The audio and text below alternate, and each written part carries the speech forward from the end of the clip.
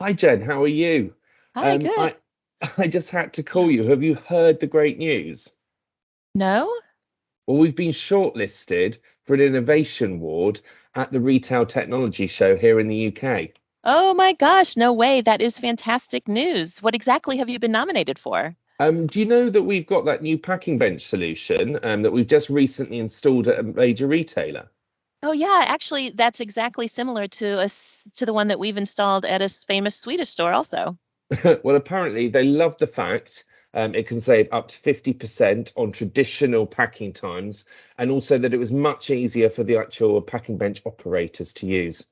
Fantastic. And obviously the retailer must have also taken the ROI into account as well. Yep, I'm sure they did that as well.